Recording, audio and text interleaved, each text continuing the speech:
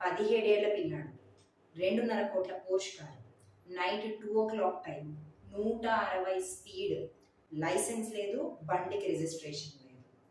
తన యొక్క intermediate pass అయినటువంటి ఆనందాన్ని ఒక బార్లో 2 గంటల్లో 48,000 ఖర్చు పెట్టి ఎంజాయ్ చేసి రిటర్న్ అవుతూ ఒక ఇద్దరిని హిట్ చేయడం వల్ల వాళ్ళు అక్కడికక్కడే మరణించారు. ఇలాంటి భయంకరమైనటువంటి హిట్ అండ్ రన్ కేసు తర్వాత ఏం జరిగింది అంటే వితిన్ 15 hours బెయిల్ ఇవ్వడం జరిగింది. బెయిల్ ఎవరిచ్చారు అంటే అతను 17 ఏళ్ల పిల్లాడు కాబట్టి అతన్ని జువెనైల్ అని పిలుస్తారు.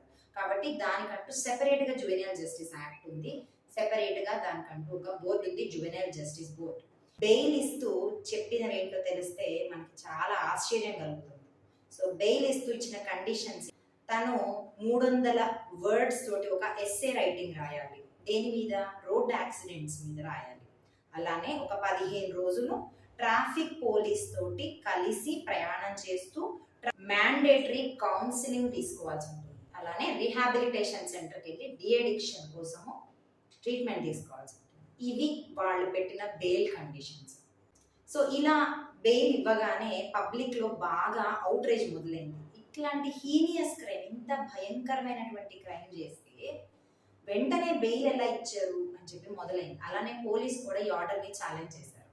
అప్పుడు juvenile justice section 104 of juvenile justice act ఇచ్చినటువంటి పవర్స్ ని యూజ్ చేసి ఆ ఆర్డర్ ని క్యాన్సిల్ చేసింది అనమాట. ఆ అబ్బాయి యొక్క తండ్రి section 75 of juvenile justice act కింద అరెస్ట్ చేశారు. ఈ సెక్షన్ ఏం చెప్తుందంటే పేరెంట్ కానీ గార్డియన్ కానీ వాళ్ళ యొక్క చైల్డ్ ని నెగ్లెక్ట్ చేస్తే అరెస్ట్ చేయడం అనేది జరుగుతుంది, పనిష్మెంట్ ఇవ్వడం జరుగుతుంది. అలానే section 199 capital A of motor vehicles act, ఆ సెక్షన్ కింద ఏం చెప్తుంది అంటే పేరెంట్ కానీ ఎవరైతే వాళ్ళ మైనర్ కి, అంటే లైసెన్స్ ఇంకా రానటువంటి ఒక మైనర్ కి వెహికల్ ఇచ్చినట్లయితే వాళ్ళని అరెస్ట్ చేయడం జరుగుతుంది. క్లబ్ ఏదైతే ఉందో తను వెళ్ళినటువంటి బార్, ఆ బార్ యొక్క మేనేజర్ ని, ఓనర్ ని కూడా అరెస్ట్ చేయడం జరిగింది. ఒక చైల్డ్ కి ఇంటాక్సికేటెడ్ సబ్స్టాన్సెస్ కానీ డ్రగ్స్ కానీ ఇవ్వడం జరిగితే అప్పుడు ఆ యొక్క వ్యక్తిని అరెస్ట్ చేయొచ్చు అని చెప్తుంది సెక్షన్. నెక్స్ట్ వచ్చేసి ఏంటంటే పోలీసు ఇతను ఈ 17 ఏళ్ల పిల్లాడిని ఒక అడల్ట్ గా ట్రై చేయాలనుకుంటున్నారు. అంటే దీనికి ఈ చట్టం అనుమతిస్తుందా లేదా, మనకు అసలు అంటూ ఆ ప్రావిజన్ ఉందా లేదా, ఒక చైల్డ్ ని అడల్ట్ గా ట్రై చేయొచ్చా లేదా అంటే ఎస్ చేయొచ్చు అని చెప్తుంది. So section 15 of juvenile justice act ఏమని చెప్తుందంటే ఏ వ్యక్తి అయితే 16 నుంచి 18 ఏళ్ల లోపల ఉంటాడో ఆ యొక్క వ్యక్తి ఒకవేళ ఏదైనా హీనియస్ క్రైమ్, హీనియస్ అంటే ఏంటంటే చాలా భయంకరమైనటువంటి అఫెన్స్ ఏదైనా చేస్తే అతను ఒక అడల్ట్ గా ఆలోచించగలుగుతున్నాడు అనేది అసెస్ చేసి అతన్ని అడల్ట్ గా ట్రై చేయొచ్చు అని చెప్తోంది ఈ యొక్క సెక్షన్ అన్నమాట.